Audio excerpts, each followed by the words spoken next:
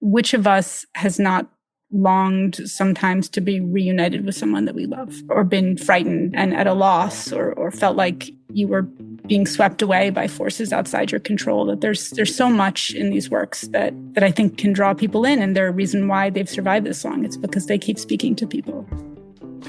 I'm Gilbert Cruz, and this is the book review from the New York Times.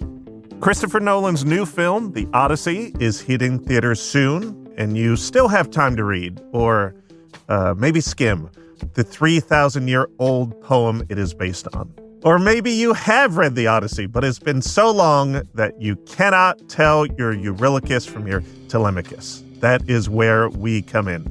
Later in the show, the Times' Tony Scott is going to join us for a deep dive into all the different types of stories contained within this sprawling tale. But first, we are going to explore the Odyssey's themes, characters, and cultural context with classicist and author Madeline Miller. Madeline holds a master's in classics from Brown University and has taught Latin and Greek to high school students for more than a decade. But you probably know her from her best-selling novels, The Song of Achilles and Circe, which reimagine the ancient source material in the Iliad and the Odyssey. Madeline Miller, thank you for being here. Thank you so much. I'm thrilled to be here. So Madeline, you are the author of 2 best-selling books based on characters from these epics written by Homer. They have lived inside of you for a very long time. Have you been prepping for this Odyssey summer? I mean, only my whole life, of course. I'm always so thrilled because the tradition of retelling these stories, revisiting them, is basically unbroken since they were first created. And so I'm always excited when there is a new adaptation, a new retelling, a new perspective on these stories, because that's how they keep living, is through people reimagining them. Tell me about you and your relationship to the Odyssey. How many times have you read it? When was the first time you read it? My very, very first readings of both the Iliad and the Odyssey came sort of listening to them because my mother, who also loved classics, would read me bedtime stories from selections from the Iliad and the Odyssey when I was a child, and I absolutely fell in love with them. I loved the fantastical elements, of course, but part of what I loved back then is what I still love today, which is how incredibly real they felt, even though there are 6-headed monsters and cyclopes and all of that, that ultimately these stories are incredibly human, and they are about flawed characters who experience great loss, who try and fail and try again, who get angry and make mistakes. And all of that was just utterly gripping to me. So as soon as I could read them for myself, I immediately began kind of doing that. Did you remember at that young age when your mother was reading you selections from the Odyssey, do you remember the parts that stuck the most? There are all these little mini stories inside of the Odyssey. What really stuck with you? All right, well, I'm going to say something that's maybe a little bit of a faux pas, which is that I love the Iliad more. Oh, what are you doing here? But that is because I think, and this is a very broad generalization, but I think that the Iliad is a little bit more of a young person's story. And I think that the Odyssey is a little bit more of an older person's story, because it is about longing to go back home after you have been adventuring and lost in the world. And now, as an older person, I can appreciate the Odyssey a lot more. But you know, I think it's the type of work that the more you read it, the more you experience it, and the older you get, the richer it feels. And every time I come back to the Odyssey, I find something new in it. I sort of crashed reading a young reader's version of the Odyssey to my son. It's a Puffin Classic, so I think a British edition and translation. And I finished reading it to him literally last night. It was still a little intimidating for me. There's so many characters, so many names, places, so many incorrect ways to pronounce all of those characters and all of those place names. You've walked a lot of people through this. What do you tell people right at the beginning? This is what the Odyssey is about. I think the first thing that I always recommend to people who are new or who may have bogged down, and I think in this case you're doing everything right, is that these were stories and poems that originally came out of oral tradition. They were performed, they were experienced as listeners, as an audience who were on the edge of their seat at these adventures. And so I love the audiobook for these as a way to get into them, or a wonderful parent who's reading to you. That also works, because I think that will also help with the names. You'll hear someone else saying them, and you can also kind of let them go by. I think the other thing it's really important to remember is that this was a story that to the ancients was well known. And so there's a lot of kind of side characters that show up and a lot of backstory that shows up. Agamemnon comes on, the leader of the Greek forces at Troy, and complains a bunch about his wife and his situation, which is sort of meant to be a comparison to Odysseus and his wife and his situation. Now, the ancients would have known exactly who Agamemnon was, exactly who his wife Clytemnestra was, and how that connected to the whole story. Readers coming into it may not know that. And I think it's okay to just kind of roll with it. If you want to go and start with the Iliad, I highly recommend that.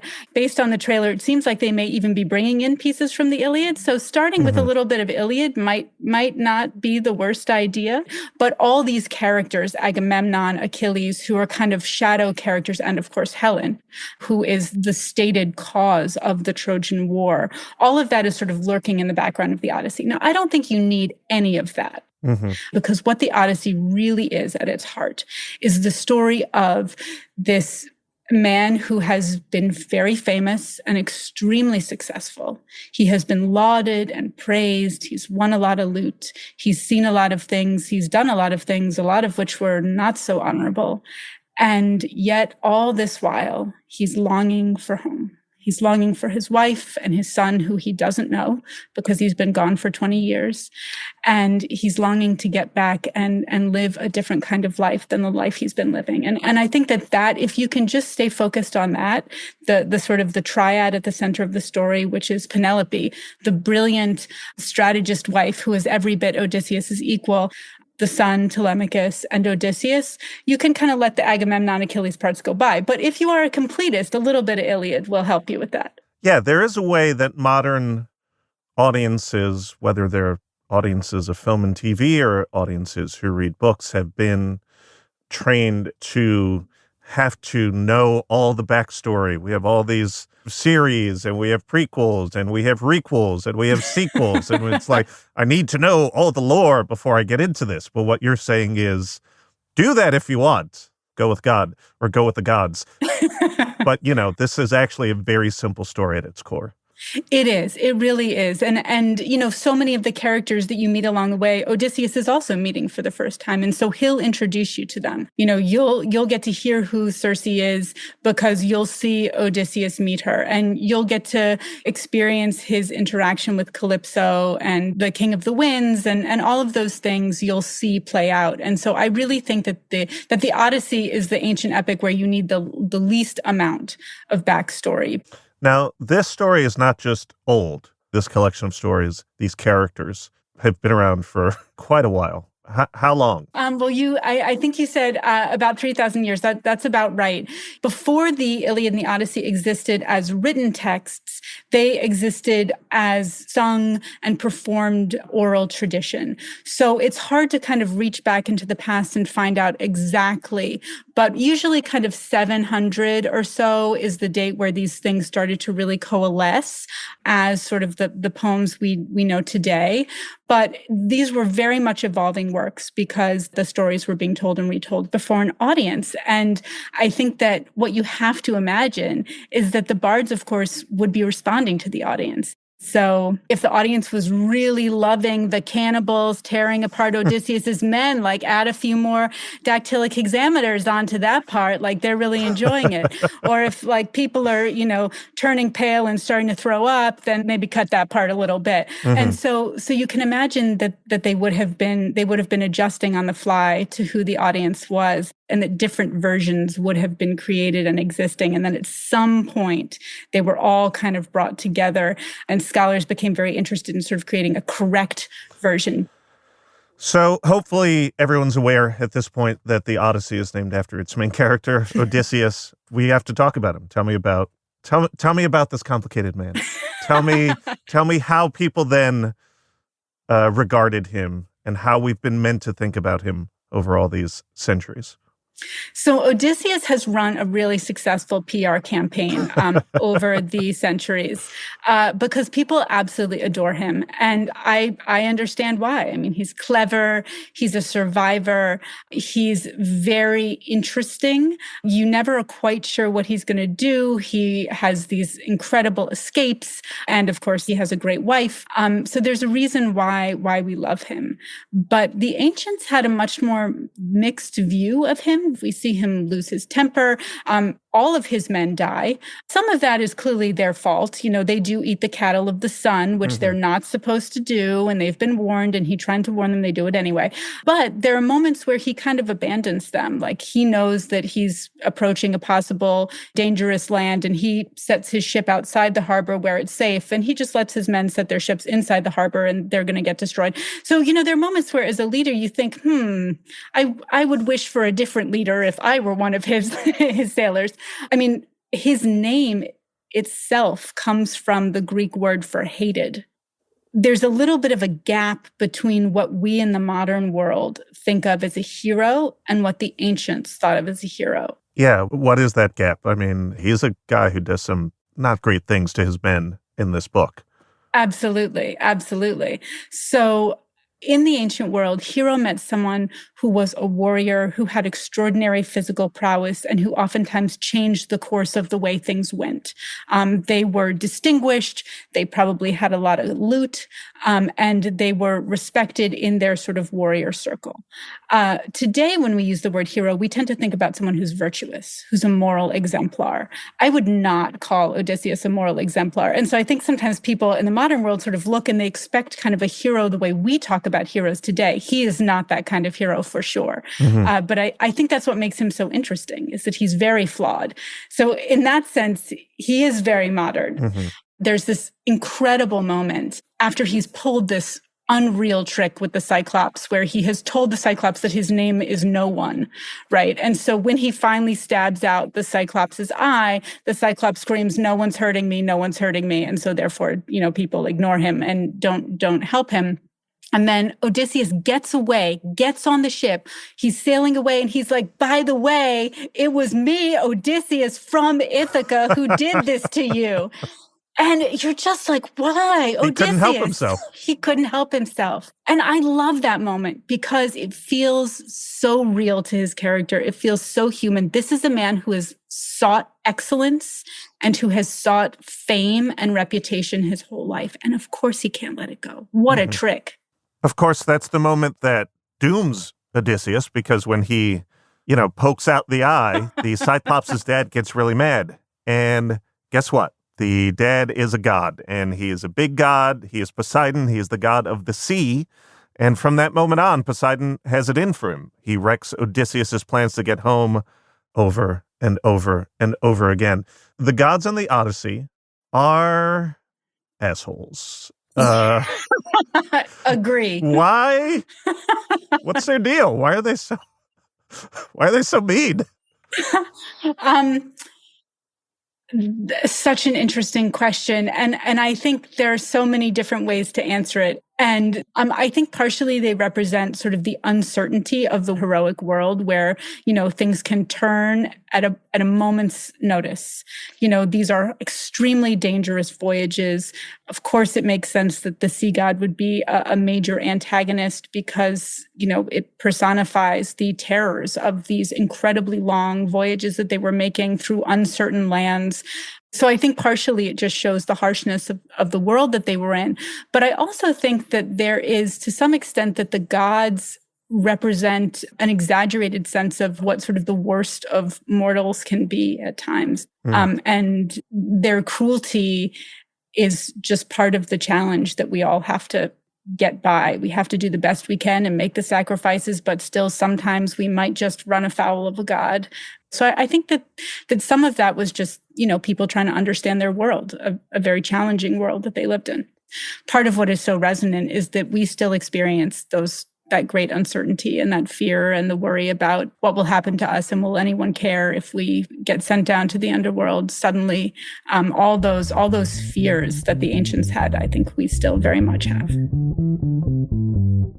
Coming up, Madeline Miller's recommendations for the books that pair best with the Odyssey.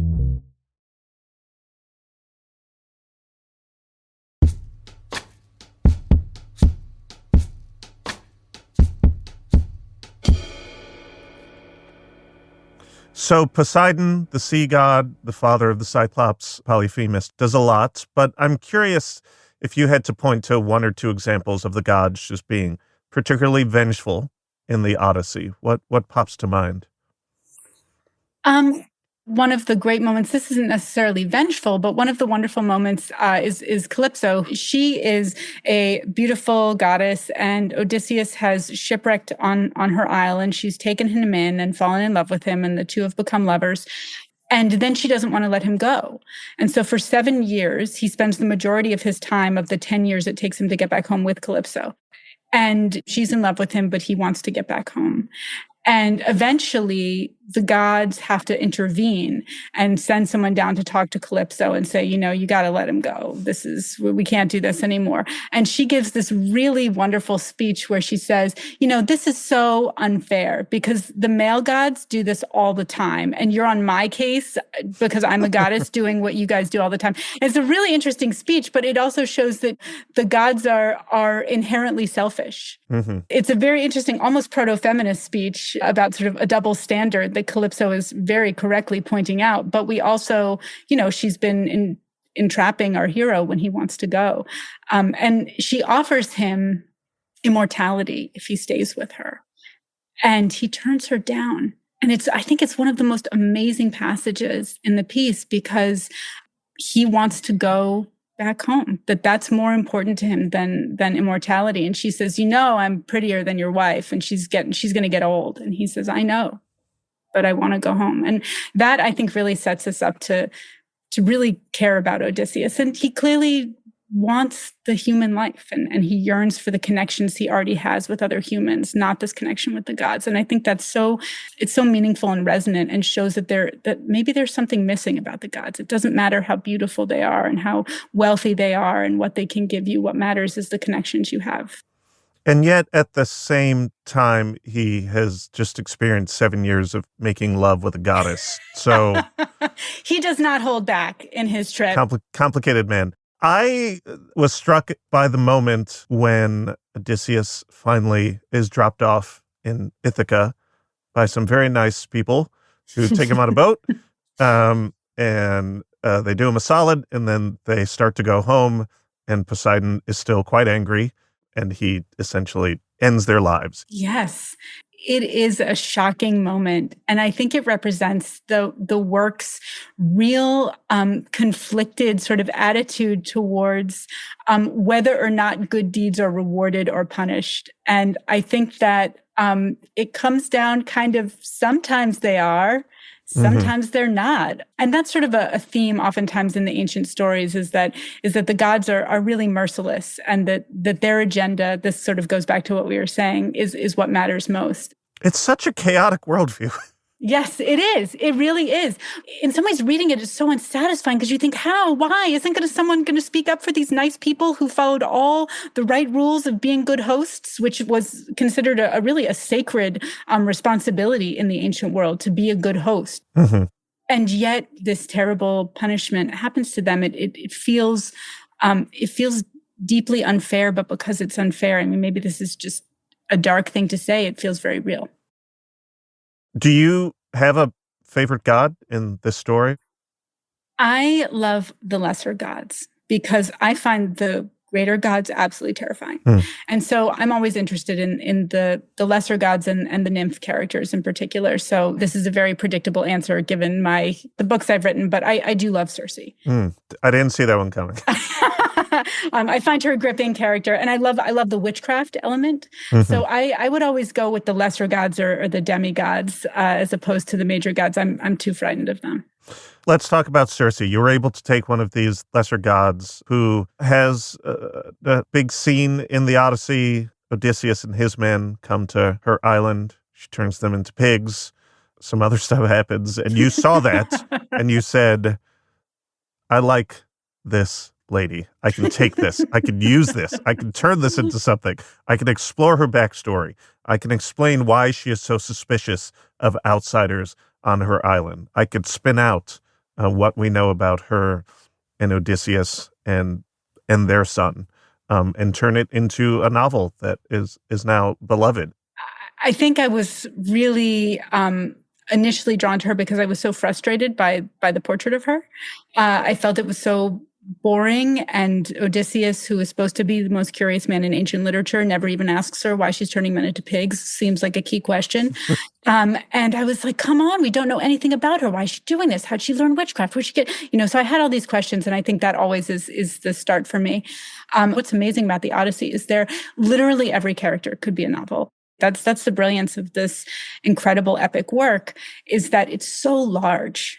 It's so large and so detailed and so exciting, and it has all this just expansiveness to it that I think all the characters can have their own. They could have their own Odyssey about them. Did you ever think about one of those other characters? Was there ever a world in which the book was going to be Calypso and not Circe? No, there wasn't. It was always Circe for me. I just, I love a witch. Who doesn't? Right? The witchcraft element was really fascinating to me because it is not divine power. It's really its own type of thing. And it seems to come not from sort of the way divine power comes, which is like just you're born with it, but it comes from a sort of craft and study and knowledge. Do you think there are a ton of people who have read Circe and have not read the Odyssey? Well, I always have my Latin teacher agenda, so I'm always thrilled if someone reads Circe or Song of Achilles and then decides to read the Iliad or the Odyssey. That is always a huge honor for me. But I also understand that there are sometimes roadblocks to picking these stories up, that they can feel alienating, or they can feel fusty and old, or they can feel inaccessible because of all the names, or because of sort of the backstory that the ancients would have taken for granted, but which we don't necessarily have. So I also really hoped that my books could be a way in. Mm-hmm. It's always a joy to see someone realize, wow, this is both such a strange work, but also feels so resonant. Which of us has not longed sometimes to be reunited with someone that we love, or been frightened and at a loss, or felt like you were being swept away by forces outside your control? That there's so much in these works that I think can draw people in, and they're a reason why they've survived this long. It's because they keep speaking to people. If you don't mind me asking, is your mother still around? She sadly is not. But she did get to see both my books come out, and was very excited. She actually felt quite embarrassed that she'd read me these stories because she's like, they're so inappropriate. And in a way they are. There's plenty of violence. I mean, if you are reading the Iliad in Greek, you are learning a lot of internal organ vocabulary. Mm-hmm. But I think she really understood her daughter, and that part of what I was connecting to was that very human quality. She also took me to Greece, which I could not have written either of these books without going to Greece, and the air and the sun on the water and all of that. So I'm excited for all the visuals whenever that are coming to us, I hope. Are you going to see the movie? I plan to. I'm very interested to hear people's thoughts about it and to experience it. Very briefly, what is your understanding of how scholars and classical experts are already thinking of this? You have sort of the segment of people that are already saying, well, that armor is not correct. This is not what they, or this is not what they would have worn, or this is not the language that they would have used. I mean, I think classicists, for the most part, understand that reception is a wonderful way to keep these stories going. And, we can't hurt Homer. Homer's going to be just fine. And Homer, himself probably wasn't even one person, right? That these stories came from probably many different traditions and bards, and maybe there was one person who put it all together, but maybe there wasn't. And the Iliad and the Odyssey themselves have inconsistencies and things that are a little bit anachronistic at times. And so And there have been so many different versions of this story told and retold and retold. So if this can reignite some excitement in the humanities and in classics, all the classical scholars I know would be thrilled, whatever the armor looks like.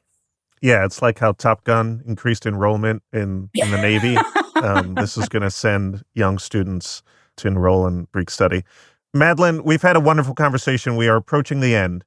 I cannot let you go. I just can't without asking you for some book recommendations for people who have read the Odyssey or might be planning to do so. I am so ready. Excellent. What do you think are 5 books that would pair well with the Odyssey? All right.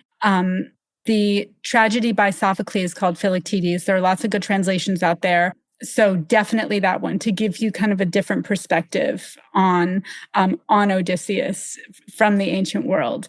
I also really recommend, this is an obvious answer, but the Iliad, because Achilles is such a different type of hero.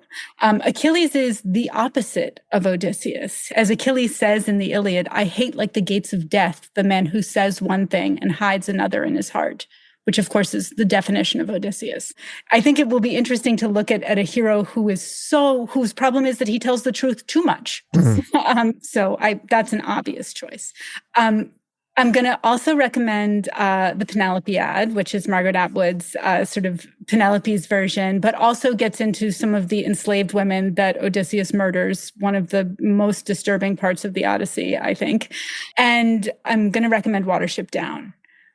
Watership Down goes to show just how powerful epic is, because you can even write it about rabbits and it's still gripping.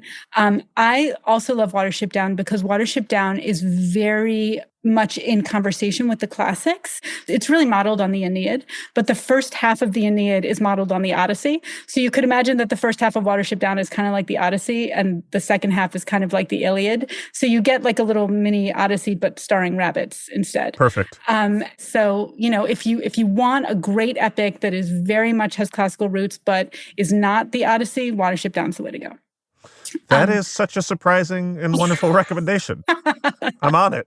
Awesome. Well, I'm going to recommend another kind of in that same line, which is one of my favorite stories about a longing for Nostos. It's one of my favorite books of all time, actually. It's called Tituba, Black Witch of Salem by Maryse Condé. And in it, like Odysseus, the character sort of travels through various dangers, meeting various monsters in human form. There's a fantastical element as well, but so much of the story is driven by a longing for homecoming and for returning that I think it really mirrors the movement of the Odyssey. The main character is complicated and incredibly intelligent, and really interesting. And I feel like it just sits alongside the Odyssey in such a wonderful way. Those are all fantastic. Thank you. All right, Madeline, it is possible that some people will buy the Odyssey in book form and they'll really give it the old college try, and they just will not be able to get through it. And that, I think that should be okay. But are there other books that you might recommend to those people that would sort of scratch the Odyssey itch? Absolutely. So first of all, a great place to start is An American Marriage by Tayari Jones, which was actually inspired by the Odyssey and is in conversation with it. You don't have to know anything about the Odyssey. In fact, I'm so embarrassed to admit this, but the first time I read it, I didn't even connect it to the Odyssey because I was so gripped by the story. Then I sort of realized belatedly. And I was like, oh, of course. And so it's also about a husband and wife who are separated and trying to get back to each other and sort of the perils that each of them encounters during that separation. It's fabulous. This is another, a little bit unusual, but one of my favorite books of all time is Buddha in the Attic.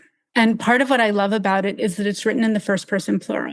So it's written as a we. There's such a oral quality to it. So I have to go with that because I think it's one of the most stunning sort of auditory experiences.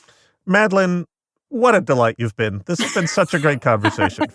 For people who have read the Odyssey, for people who have not read the Odyssey but want to read the Odyssey, this is great. It was such a pleasure to be here. No matter what you're in the mood to read, whether it's science fiction, a romance, a ghost story, Tony Scott, the Times' critic at large, joins us to explain how you can find almost every genre in the Odyssey.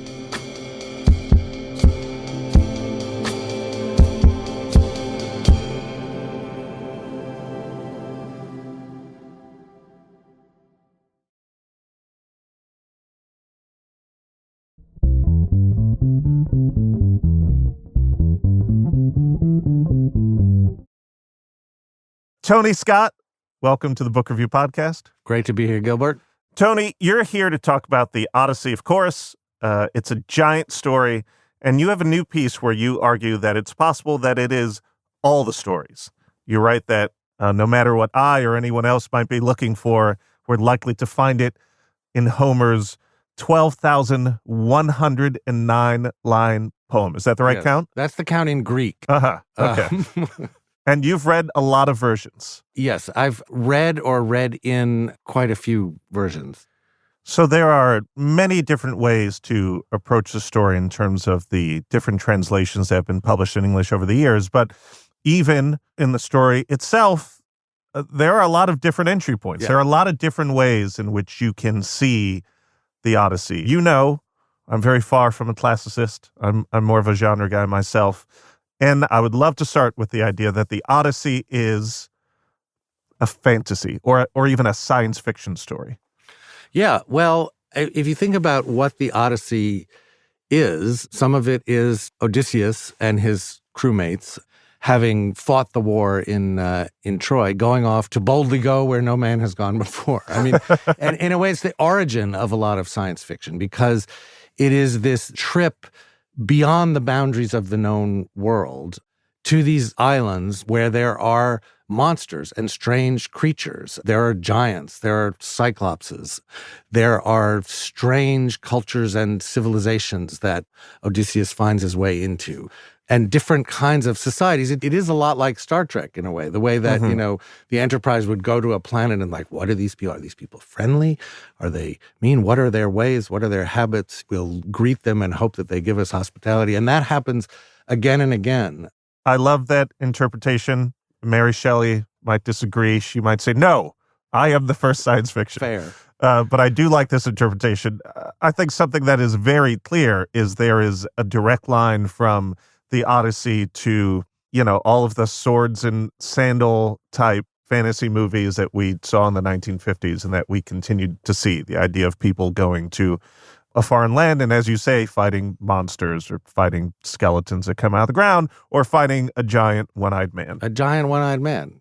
You know, to that point, is there a particular section in the Odyssey that feels overly fantastical that you'd like to maybe read out loud? A very brief section, just a few lines from Book 10, where they're on this island called Lestragonia. And the Lestragonians are among the more outlandish creatures that are encountered here. And here is the great battle. This is from Emily Wilson's translation. Hearing, the mighty Lestragonians thronged from all sides, not human-like, but giants, with boulders bigger than a man could lift. They pelted at us from the cliffs. We heard the dreadful uproar of ships being broken and dying men. Those dying men, just to go back to your Star Trek reference, those are the red shirts, the original red shirts. And there's a lot. I have to say, you know, Odysseus is a brave captain and a war hero, but he loses so many ships and so many men. Like, hey guys, who wants to go out on a voyage? You'd see everybody in Ithaca like, no, sorry, I got a thing, I can't do it. Milk my cow. All right, so the Odyssey can be seen as science fiction, certainly can be seen as fantasy. Can it be seen as a ghost story? It can, because when they sail off to the end of the world, to this sort of boundary zone where the living and the dead can commingle and can see each other. And Odysseus learns a lot of things there. He sees some of the men that he's lost, and he sees also the ghost of his own mother. And it's a harrowing and also a very moving scene in the way that ghost stories very often, they're scary, but they also have this undercurrent of emotion, of grief, or of longing. So this, again, in the Wilson translation, is Odysseus recounting his encounter with the ghost of his mother. He says, "Then in my heart, I wanted to embrace the spirit of my mother. She was dead, and I did not know how. 3 times I tried, longing to touch her, but 3 times her ghost flew from my arms, like shadows or like dreams. Sharp pain pierced deeper in me as I cried." It is incredible how this story, maybe it's not incredible because it's one of the greatest stories ever told, but is able to balance these moments of action or fright or great imagination with the basic emotion of a son just wanting more than anything else to see his deceased mother again. Yeah. Okay. The Odyssey, among other things, is also a story about adventures on the high seas. I really forgot how much of this was just about boats in storms and boats getting wrecked and boats and boats and boats and boats. Boats and boats and boats. I thought of, I mean, as I was reading it, I kept thinking of Master and Commander, and I'm thinking of Russell Crowe, and, nautical writing is its own kind of genre and its own kind of thing. And I love this passage, if I could, from the Robert Fitzgerald translation. You can sort of feel the salt spray in it. A great wave drove at him with toppling crest, spinning him round in one tremendous blow, and he went plunging overboard, the oar haft wrenched from his grip. A gust that came on howling at the same instant broke his mast in 2, hurling his yard and sail far out to leeward. Have you ever been in a storm this intense? No. When I'm on the boat, it's dead flat calm. That's when I'll get on the boat. You sound like you're not interested in having action on the high seas. The Odyssey does have moments of intense action. It is, I keep saying a book. Of course, it's not a book. It's an epic poem. When you refer to books, you're really talking about chapters within this long story. Right. But it is a sequel to a war story. Yes. But it has tons of its own action. It has tons of its own action, some of which is quite gory. The Iliad has the great combat scenes and the great battles. This is more kind of Odysseus going hand to hand with the various monsters and creatures. And then at the end, he comes back to Ithaca. This is not a spoiler, by the way, because Homer tells you right at the beginning of the whole story what's going to happen. But all of these suitors, there's a bunch of guys who are hanging out at Odysseus's house because they think he's dead and they're trying to marry his wife, Penelope, and she's putting them off. And so Odysseus and his son just slaughter these guys, and it's an absolute bloodbath. I mean, it reminded me of Kill Bill. It's sort of that, and I'll show you what I mean. This is from the Robert Fagel's translation.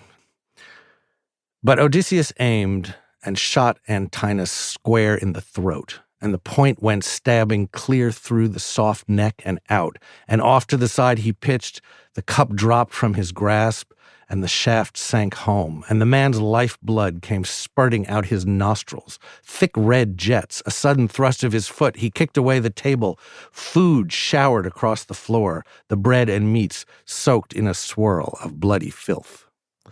It's quite bloody, to use a modern reference. It is sort of Red Wedding adjacent, if you're familiar with this moment in Game of Thrones or the Game of Thrones TV adaptation. Absolutely. You have these people that are in your home that you've either invited or who are taking advantage of hospitality, and then you lock the doors and wipe them all out. Yeah. I was reading a young reader's version to my son.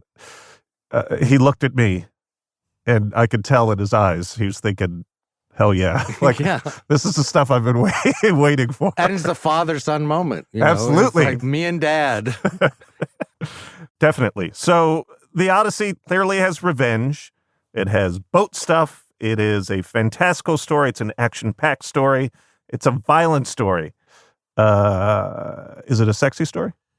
Well, yes, it is. Because Odysseus, as he's out on the road, this is a patriarchal society with some double standards. So even though Penelope is at home staying absolutely faithful to him, he's got a lot of temptations, and he always, there's always an excuse. So there are a lot of moments, sort of sexy moments, and there's one in particular when he washes up on the shore of an island, and there's Princess Nausicaa is there, and she's doing her laundry with her servants, and somehow in the shipwreck that got him there, he's lost all his clothes, so he's naked on the beach because he's come out of the bushes in his birthday suit. And he says, "Now, girls," this is from Emily Wilson's translation, "now, girls, wait at a distance here so I can wash my grimy back and rub myself with oil. It has been quite a while since I have done it. Please let me wash in private. I am shy of being naked with you, pretty girls with lovely hair." Why did you read it that way, Tony? I figure that's how he would have said it. How would you say it if you were in that situation? I cannot imagine ever being in that situation. Odysseus does benefit from these patriarchal double standards. He really wants to get home to his wife. That's all he wants to do. And yet also he can spend some time, making love to goddesses on islands for several years. But he does get home to his wife. And he's been pining for her all this time. She's been pining for him. There is a sense that this is also just a good old love story. It's a beautiful love story, and the way that it happens in those last books, when he's coming home, he comes back to Ithaca, and at first he's in disguise because he sort of wants to see what's going on. He wants partly to see if Penelope has been true to him. He also doesn't want the suitors to recognize him, and so he and Penelope have to kind of rediscover each other, because it's also, this disguise is kind of a metaphor for the years that have come up between them, the ways that they are strangers to each other after all this time, and have to reestablish this bond, this intimacy, this marriage. And it happens in a very beautiful way. They have their first night back together as man and wife. And one of the things that happens that I think is so lovely about that is that in their sort of post-coital glow, each one tells each other what's happened. In effect, retells the whole poem that we've just been reading from each of their points of view. And this is how Daniel Mendelsohn, I think very beautifully, writes that scene. "When the two had taken their pleasure in love's entrancing delights, they took their delight in stories, each telling a tale to the other. She, who glowed like a goddess, spoke of all she'd endured in these halls, watching that gang of suitors who wreaked so much hellish havoc, and who, on her account, slaughtered many a head of cattle and fatted sheep, and drained so much wine from the huge storage jars. While Odysseus, sprung from Zeus, spoke of the woes he'd inflicted on people, and those he himself had endured with such great anguish. He told it all, and she took delight in listening, nor did sleep drift upon her eyelids until he had told her everything." That is beautiful. Isn't that beautiful?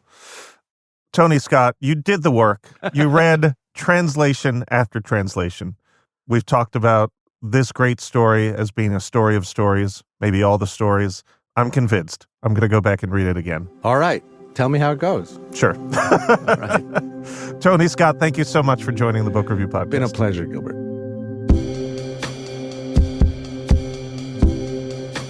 The Book Review is produced by Sarah Diamond, Amy Pearl, and Patricia Sulbaran.